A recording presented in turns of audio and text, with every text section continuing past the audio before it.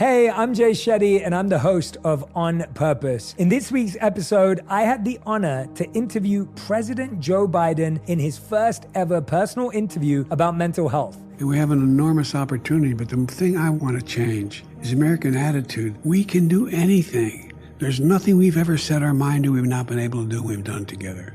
For real. Listen to On Purpose with Jay Shetty on the iHeartRadio app, Apple Podcasts, or wherever you get your podcasts. Craig Ferguson goes in search of joy and talks with actors, doctors, stand-ups, and scientists. Everyone. Is it love, religion, drugs, money? Where do you find it? Craig Ferguson, In Search of Joy, the celebrations, the dances, science, poetry, laughter, and music of joy. Don't miss it. Joy with Craig Ferguson. Hear it now on the iHeartRadio app, Apple Podcasts, or wherever you get your podcasts. I'm here to help.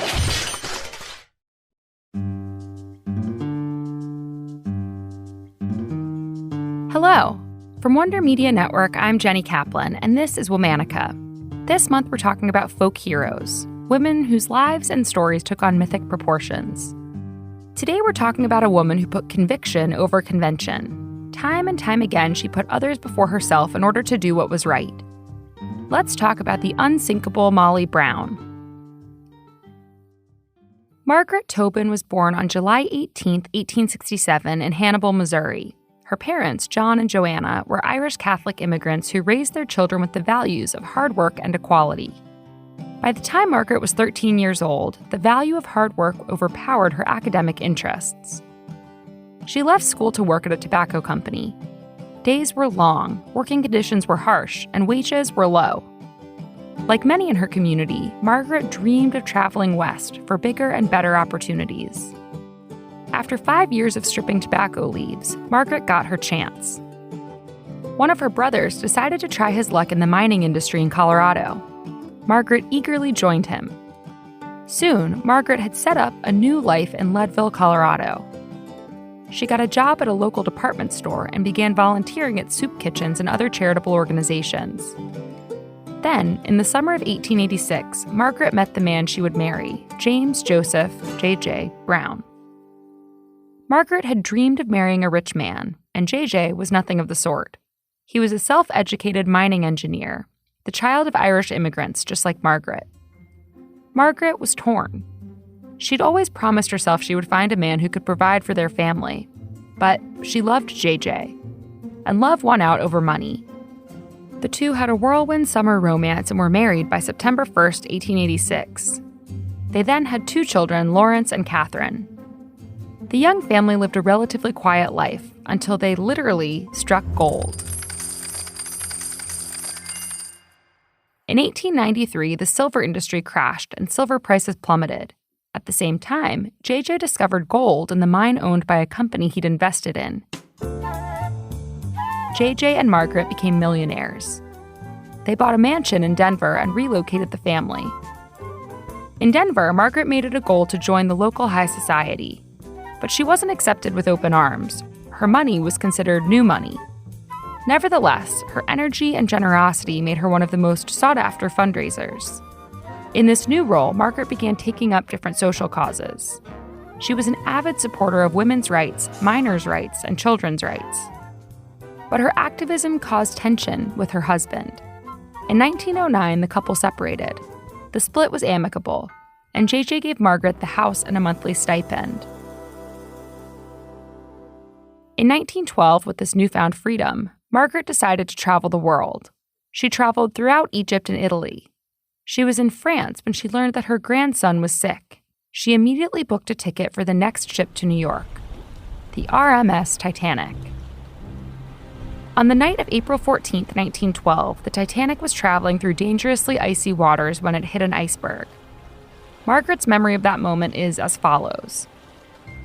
I stretched on the brass bed, at the side of which was a lamp. So completely absorbed in my reading, I gave little thought to the crash that struck at my window overhead and threw me to the floor. Being jostled out of bed didn't alarm Margaret, but the chaos outside her door did. She went out to see the hallway flooded with panic and confusion. In an act of selflessness, Margaret immediately began helping others board lifeboats. The ship had ordered women and children to be the first off, but Margaret wanted to make herself useful. She said, "The less you think of yourself at such times, the better off you are." In the end, Margaret had to be physically forced off the ship and into a lifeboat. And her usefulness didn't stop there. Once on the lifeboat, Margaret continued to be a bright light in this dark event. The lifeboat leader was an emotional wreck. When he refused to go back to help the others, Margaret apparently threatened to throw him overboard.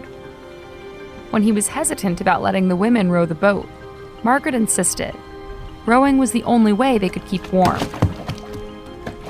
And when he bemoaned their chances of survival, Margaret replied, "Keep it to yourself if you feel that way. For the sake of these women and children, be a man. We have a smooth sea and a fighting chance." Margaret was right. They did have a fighting chance. After several hours at sea, they were rescued by the RMS Carpathia. On board, Margaret continued her acts of service. She played the role of translator for those who didn't speak English, and she helped distribute supplies among the survivors. Through these interactions, Margaret realized that many of the poorer passengers were returning home with nothing. They'd lost family members, money, and important family heirlooms. So Margaret tapped back into her fundraising days and encouraged the first-class survivors to donate money. When they reached New York City, Margaret had raised $10,000. Margaret was relatively unfazed by the whole event. When she was asked about her survival, she allegedly replied, "Typical Brown luck, we're unsinkable." And that is how she became known as the Unsinkable Molly Brown. Margaret's story doesn't end there, though. After the Titanic, she was somewhat of a hero. Her newfound fame gave her the platform to speak out on issues she cared about. In 1914, she spoke out against the Colorado Fuel and Iron Company, which was mistreating its workers. She eventually convinced the company's owner, John D. Rockefeller, to improve working conditions and wages for miners. Margaret spent much of the summer of 1914 in Newport, Rhode Island. There, she became friends with influential women like Alva Vanderbilt Belmont and Alice Paul.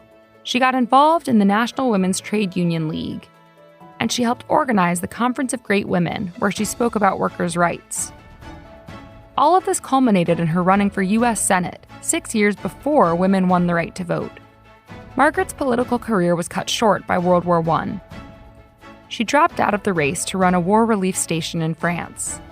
She was later awarded the Legion of Honor for her service. Afterwards, as a cultural renaissance got underway, Margaret joined the movement. In the 1920s and 30s, she worked as an actress. Margaret lived a full life until October 26, 1932. At 65 years old, Margaret Brown died of a brain tumor. As fascinating as her real life was, Margaret's story was mythologized and embellished after her death. Even her obituary contained falsehoods, saying she was illiterate and once saved by Mark Twain. Even the name Molly is a product of these myths. Margaret never went by Molly while she was alive. But when reporters and writers got hold of her story, they changed her name and made her into a gun-toting saloon girl. The tall tales inspired movies, radio dramas, and a stage play, which enchanted audiences.